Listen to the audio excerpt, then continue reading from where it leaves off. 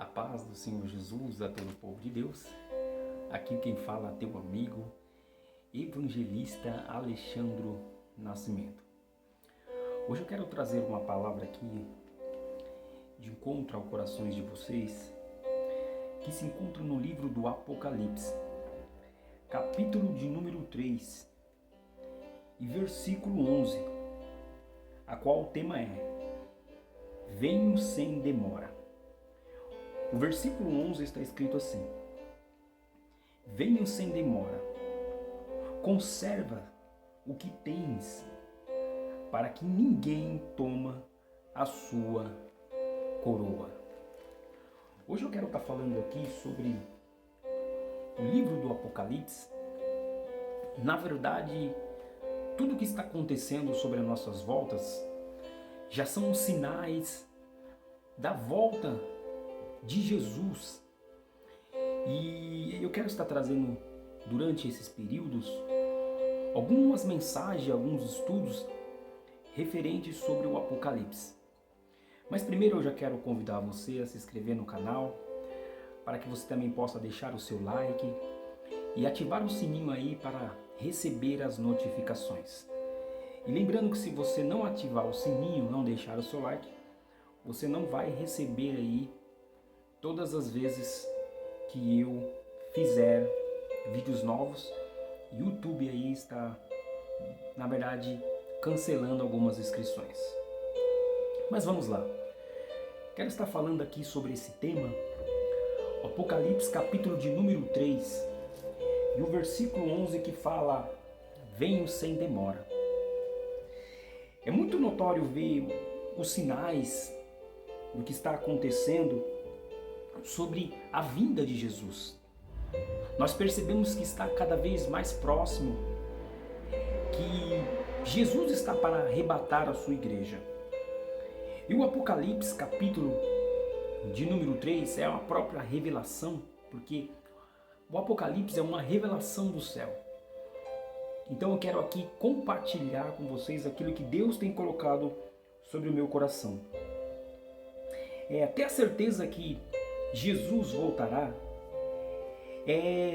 grandiosas, na verdade, as grandiosas promessas que a igreja tem, na verdade, de se cumpri-la e de ver o cumprimento da palavra de Deus.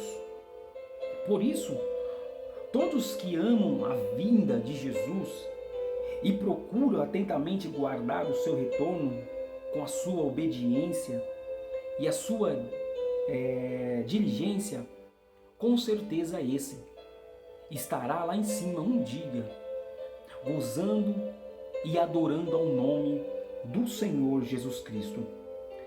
Mas essa palavra aqui, venho sem demora, ela nos traz aqui uma grande reflexão, porque nós entendemos que em breve Jesus vai vir arrebatar a sua igreja, buscar aqueles que estão fiéis, aqueles que estão vivendo a prática, na verdade, da fidelidade com o Senhor Jesus Cristo.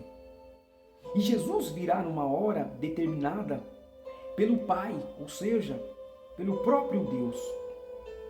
Em Marcos capítulo 13, versículo 32, você compreenderá isso, que com certeza essa ordem vem do Deus dos exércitos, porque Deus vai determinar a hora a qual Ele vem buscar a sua igreja.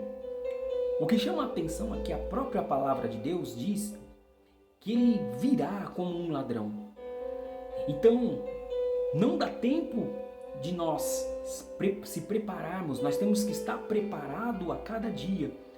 Porque quando um ladrão ele vem, na verdade, roubar a sua casa, se ele avisar com antecipação, lógico que você vai se precaver, você vai ali tomar todos os cuidados, fechar janelas, porta, colocar ali algo que venha travar para que esse ladrão não venha entrar.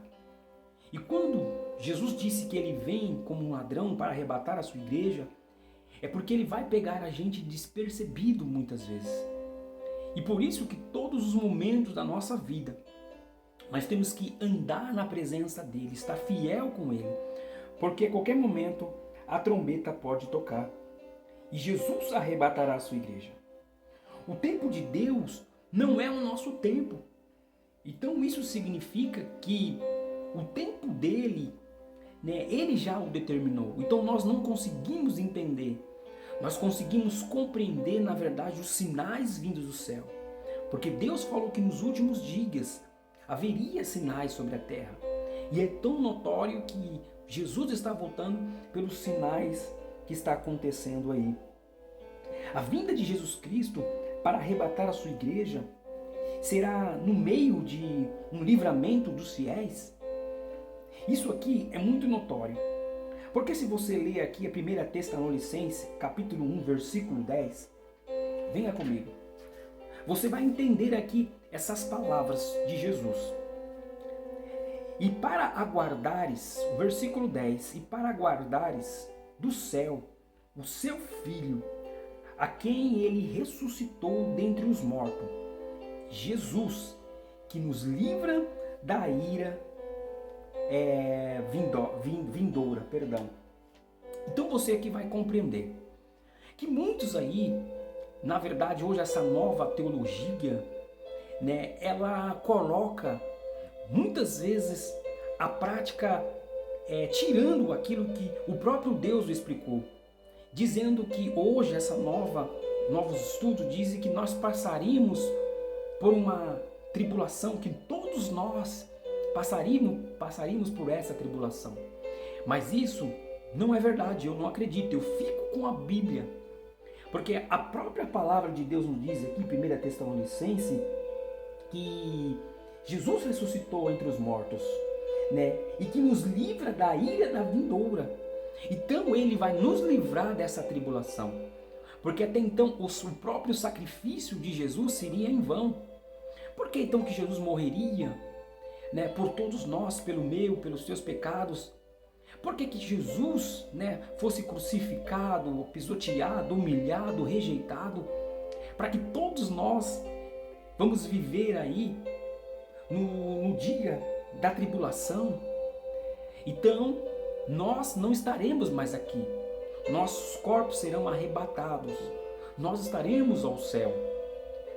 Nós ali já não estaremos mais aqui para viver, porque o Espírito do Senhor Jesus não estará mais sobre a terra. Então, tome muito cuidado, porque com as palavras que muitos aí dizem que a igreja passará pela tribulação, isso não é verdade. Porque a própria palavra em 1 Tessalonicenses, capítulo 1, versículo 10, diz que Jesus nos livra da ira vindoura, ou seja, da grande tribulação, ou seja, da própria ira de Deus. Porque Jesus vai vir arrebatar a sua igreja. Então ele levará nós primeiro. E os que ficarem aqui sofrerão com certeza a tribulação e passarão aí por grandes problemas sobre a terra. E você entende isso também. Lá no capítulo 4, na verdade, o versículo 14 e o versículo 18, você entenderá sobre essas palavras em 1 Tessalonicenses. Isso é um livramento da hora da provação e da tribulação, reservado somente aos que permanecerem em Cristo e a sua palavra. Então essa palavra aqui, vindoura, ele está dizendo aqui que Deus nos livrará, na verdade, nos dará um livramento na hora da provação e da tribulação. E essa tribulação está reservada somente para aqueles que não ouvem a palavra de Deus, que não seguem a Ele.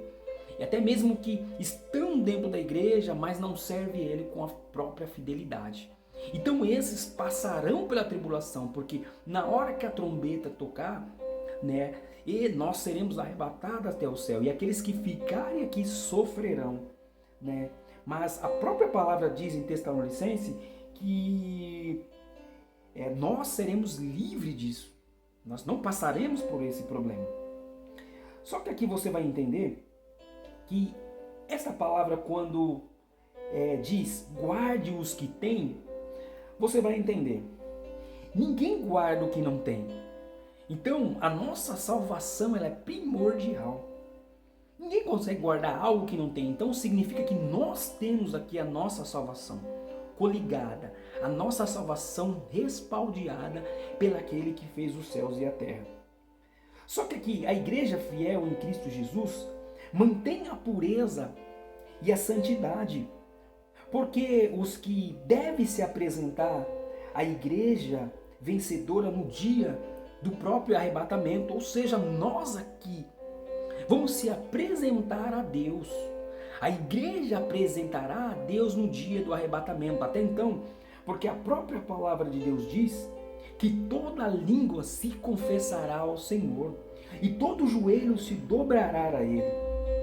Então isso significa que no dia do arrebatamento, a igreja não é o templo, não é o bloco ali, a igreja somos eu e você. Então nós vamos estar lá em cima e vamos dar conta de todos os nossos atos, tudo que nós fizemos aqui na terra, né, tanto de bom e como de ruim, nós vamos apresentar a Deus. Só que aqui você vai entender que muitas vezes o homem ele não quer servir a Deus com fidelidade. E muitas vezes as práticas que te levam para o mundo, e muitas vezes a pessoa não quer ser liberta. E ela entende que a palavra do Apocalipse é apenas um livro qualquer, mas não. O Apocalipse, ele é um manual de conduta para que nós possamos viver a cada dia. O próprio manual, a Bíblia é o próprio manual que nos dá a direção para servir a Deus e chegar até aos céus. E irmos para o céu, na verdade. Você vai entender que a igreja de Éfeso perdeu o princípio do amor naquela grande época. Conforme Apocalipse capítulo 2, versículo 4, em certa ocasião Paulo havia até elogiado a igreja de Éfeso pelo amor de Deus e aos semelhantes ali. Paulo chegou até falar ali, elogiar a igreja. Só que muitos ali perderam o primordial. Qual é o primordial? O amor de Deus. Eles perderam a essência e nós não podemos perder o amor de Deus. Nós não podemos perder aquilo que Deus o colocou, porque até então esse é um dos mandamentos de Deus. Amar a Deus acima de todas as coisas. Porque quando você ama a Deus acima de todas as coisas, a certeza é que você conseguirá amar o teu próximo. Então quando você ama o teu próximo, isso significa que você ama ao Deus que fez os céus e a terra. Isso aqui baseado no Apocalipse capítulo 2, versículo 4. Então ali Paulo chegou a comunicar sobre isso. Só que em Efésios capítulo 1 e versículo 15, está escrito assim: por isso também eu, tendo ouvido a fé que há entre vós no Senhor Jesus e o amor para com todos os santos. Impressionante aqui que a palavra todos os santos, não aqui ele está expressando, dizendo que é santo aquele que vamos viver ali com uma auréola na cabeça, vamos ser um santo. Não é isso que Deus está dizendo, não é isso que o próprio Deus está revelando. A Bíblia diz que nós sejamos santos porque Ele foi santo. Santo aqui é as nossas vestes limpas, nós andarmos na presença de Deus com toda a fidelidade a Ele. Quando nós servimos a Deus com fidelidade e nós olhamos para Ele, porque nós somos a imagem e a própria semelhança de Deus. Então nós temos que ter a nossa pureza. E essa própria pureza que há dentro de nós, as nossas vestes limpas, nos levará até a Deus.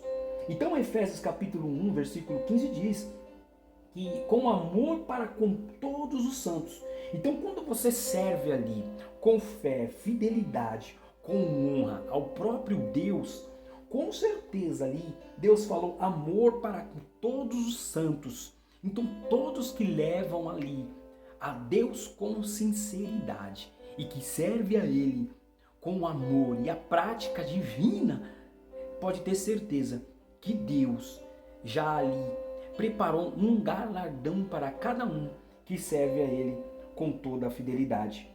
Mas muitos fundadores de igrejas que já haviam morrido, ou seja, a maioria dos crentes da segunda geração ali, já havia perdido o zelo por Deus, já não tinha mais aquele zelo, já não tinha mais aquele afeto, aquele amor, aquele carinho de servir a Deus. E a situação adversa da vida não pode impedir que nós continuamos amando a Deus, ou seja, os nossos semelhantes. Muitas vezes as dificuldades, as tribulações não pode tirar nós da presença de Deus, porque a Bíblia diz que no mundo tereis aflições, mas que nós temos que ter bom ânimo, porque se Jesus venceu o mundo, nós venceremos também, porque nós somos os filhos dele. E essa é a certeza que um dia o seu nome estará escrito no livro da vida. Entenda que devemos guardar tudo o que recebemos até o grandioso dia da sua volta. Ao fim ali, apresentaremos os nossos frutos aceitáveis diante dele. Então aqui você não consegue guardar o que você não tem.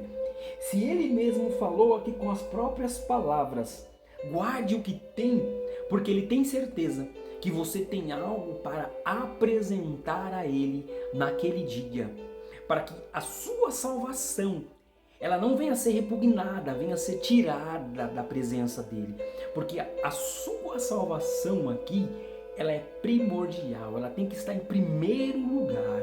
Pode ter certeza que quando você serve a Deus, quando você serve a Ele com toda a fidelidade, e você olha para a tua vida e você diz, Ele foi santo, então eu tenho que ser imitador a Ele, porque eu sou a própria imagem, a semelhança dEle, então eu tenho que servir a Deus com toda a fidelidade.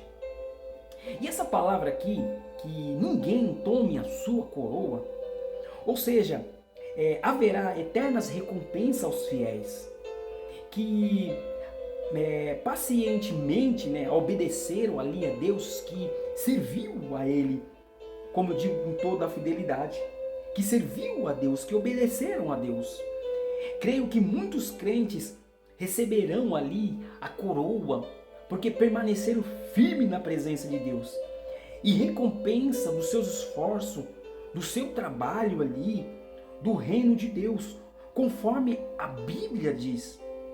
E estas coroas que o próprio Deus nos dá, essas coroas ali que o próprio Deus está falando para cada um de nós, porque nós seremos ali, na verdade receberemos ali uma recompensa pelos nossos atos, tanto para você que prega a palavra, tanto para você que louva a Deus, tanto para você que evangeliza e que faz alguma prática para Deus, desde você que aí simplesmente pregue na rua ou falou de amor para alguém, que por onde você passar, pregue a palavra do Senhor Jesus. Leve o evangelho de Jesus para cada um que você ouve, para cada um que você vê. Fale no seu trabalho, fale no seu serviço, no seu emprego, na faculdade, na escola, seja onde for. Você tem que falar do amor de Jesus Cristo, porque um dia Ele vai te recompensar. Ele te dará a coroa, porque você permaneceu na presença dele. Só que aqui, a coroa da vida, ou incorruptível, essa palavra aqui, incorruptível, você compreenderá no 1 Coríntios, primeira carta de Paulo aos Coríntios, capítulo de número 9, e versículo 25, que está escrito assim: todo atleta, em tudo que se domina, aqueles para que alcançaram uma coroa corruptível, e nós, porém, a incorruptível.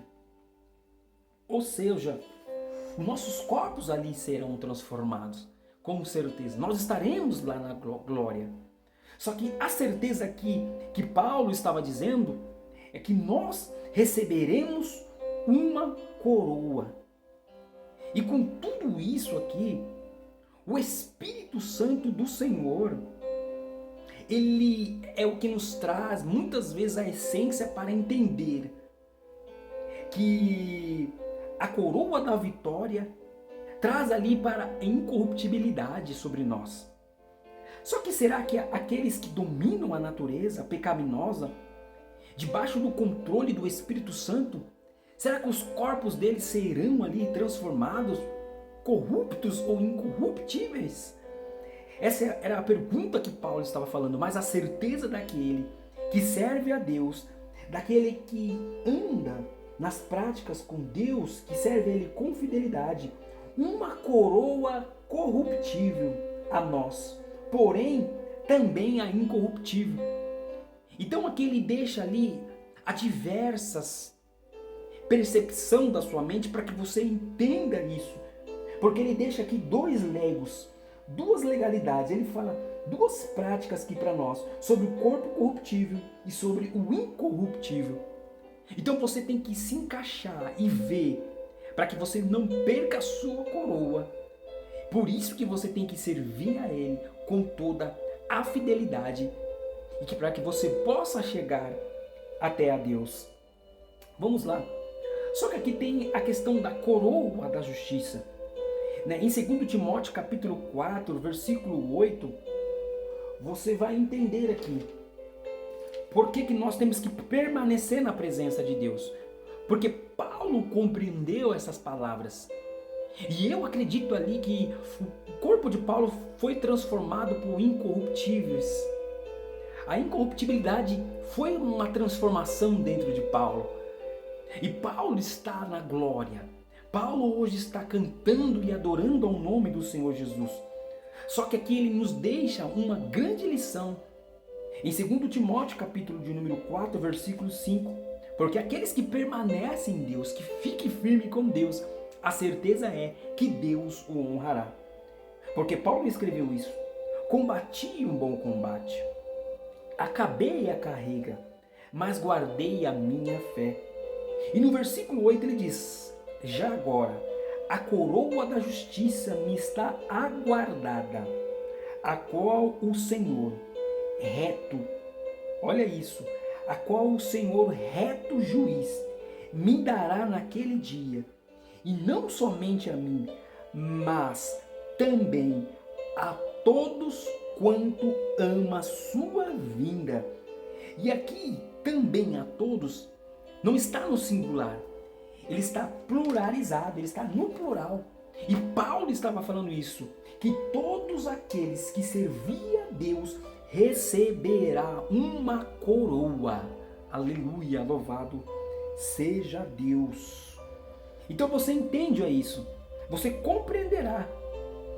E por isso que ele falou, e será concedida aos fiéis, combatentes do Senhor, que venceram a tudo, que viveram todos os dias a expectativa iminente da volta de Cristo.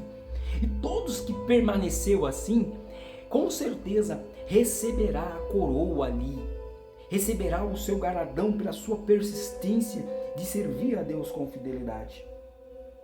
E aqui tem também, você vai entender, com a coroa do gozo. Se você ler lá em 1 Tessalonicenses capítulo 2, versículo 19, e Filipenses capítulo 4, versículo 1, você entenderá que será concedida, na verdade, aos ganhadores de alma, aqueles que realizam a missão de ganhar almas com alegrias, e muitas vidas foram salvas, porque você pregou a palavra, porque você levou ali o mandamento do Senhor Jesus.